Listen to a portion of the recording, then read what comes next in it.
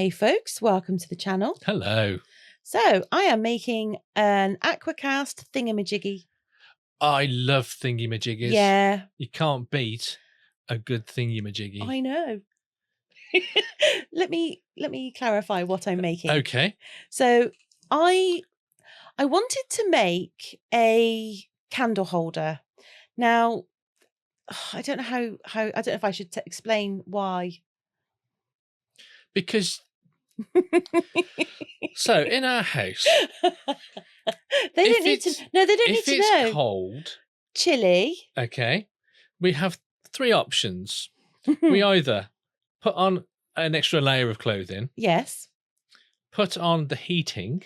No. Or put a candle on. Yes. Because candles heat the room, apparently. Well, it makes you feel warmer. Right. So it's true that candles make you feel warmer, they make you feel cozy, and they do actually warm the room. So now when she said that, she did a little head bobble as well. Not. She was like, well, as a matter of fact, no, I did not.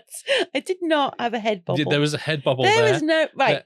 So I like to have, no, I think candles are very nice. And I've always had candles for as long as we've been together. Yes. Yeah. So I've got a 2 candle holder. Yes. And it's a tea light holder. It's a tea light holder. Yes. And I wanted more. I wanted big candles. Well, we've also got the dragon one you made. Yeah, that's a tea light holder. Yep. Yeah. Yeah. We had 5, 6 on last night, and it was toasty in our living room. You can't deny that. It was hotter than the sun. It was lovely. So I thought I'm going to make myself a nice little candle holder, and because it's coming up to Christmas, I'm going to give it a little sparkle. Well, it's got nothing to do with Christmas, really. I just like a bit of sparkle. Yep. To be fair. Yeah, yeah. You know me. So I mixed up some AquaCast. I added in some vivid green and some envy from Homeware Design. Emerald, sorry. I was going to use envy and then I changed my mind. So it's emerald. And then I did just a sort of a marbly kind of pattern. Yeah. You know, nothing too fancy, nothing. Now, why did you put that there like that? Why did I put a drop on the thing? Yeah.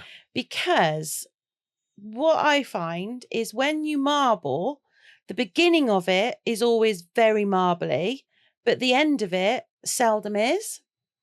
So if you put a drop there, that tends to stay, and it tends to make sure that you marble all the way through the pour. Okay. So it's a bit like the red bit on toothpaste. What? What's that? What do you want about? So when you're pouring the liquid, the red bit, it streaks through it. Yeah, it's a bit like that. Yeah, exactly. It's exactly like that. I guess. There was an eye roll there. There was, because I've no idea how toothpaste came into this conversation. So do you know? No, I understand the premise. I just don't understand how it got into the conversation. I mean, how random can you be? Anyway, moving on. We shall have this conversation after this. I will show you. I cannot wait. I'm so excited now. So I did my pour, and then I didn't want to lose all of my marble, so I tap it very, very gently. Okay. To begin with. Yeah, yeah. And then you sort of just whack the hell out of it. No, I am tapping it quite gently, but this mold has got sort of ziggy-zag bits in it. And if you don't tap it, you'll end up with bubbles. So I do give that part a good tap. Okay. But I've got a plan for that bit anyway. So I'm not overly bothered if the marble is lost in that particular region. Now, this is the base because it's a raised candle holder. I made it a few weeks ago with resin. And when I made it in resin, I decided that I felt it was probably better suited to an eco make. Okay. Because, you know, I like eco. Plus you can have candles on that one. And I can have actual candles on it, yeah. So I did that. Now, there is quite a bit left over in my pot. So, yeah, it does not go well. Why did you leave this in? You're just mean. So I thought I'll make up some little green bows. And they go into the mold very well. Yeah. Now, this is your trick for... Yeah, I poured the rest of it into a little Ziploc bag, and then just let that dry with the intention that one day I'll do some terrazzo, but I'm going to be honest, it's not likely. Why? It's so much effort. Oh, is it? Yeah, you have to sand and sand and sand, and I just can't be doing with it. Unless you want to do the sanding. I'll do the sanding. Oh, okay, then I'll do some terrazzo. So this is the Demould, and I quite like it. I like that. I was like, oh, I did a thing. You get a glimpse as well. It's like quite shiny. It is quite shiny. Yeah, AquaCast is quite shiny. From all the ecos, it is quite shiny, and it's really the feel of it as well. It's there's nothing to compare. No, nothing comes close. No. So that's basically what it's going to be like that, but with a little bit more with candles. But I thought that's a bit boring. So my plan was that these bows would go on the outside just to give it a bit of interest, and then unfortunately, as I took them out of the mold, I managed to literally break. I think one or two survived. I think 2 survived. And I thought, well, that's no good to me, is it? No, not really. So I gave up on that one. And I thought, right, I need to come up with an alternative plan. So out came the clay. Oh. Well, I quite like tinkering with your clay. I've noticed that. And I was going to sort it all out into nice little slabs anyway. So I thought, well, 2 birds, 1 stone and all that. Yeah.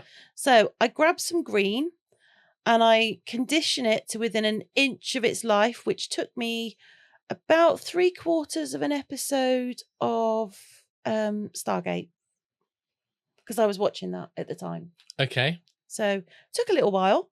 So about 35 minutes. Yeah. And then I thought I'll try it in the mold, and I'll see if I can get it out in sort of one piece and decent looking. I don't know why you didn't use the heat gun just to... Because quite simply, I forget.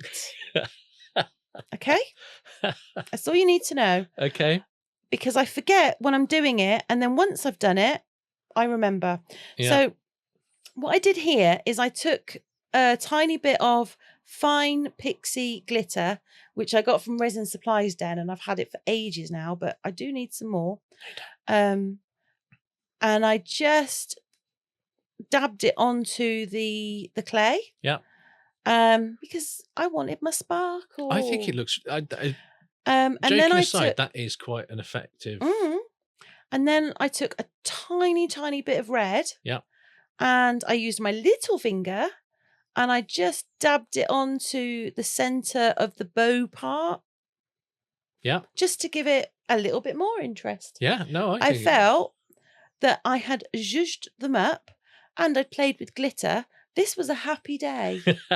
This was a very happy day. And you used my clay.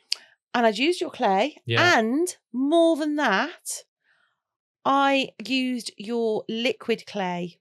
The Bacon Bond. The Bacon Bond. Now, I do feel that you need to get some more. I've got some more. Oh, you don't need to get some more then? No. Right. It's so, a secret stash. Now, this was my fun part. And this will be Kirk twitching, because I used the Bacon Bond to stick the clay onto the AquaCast.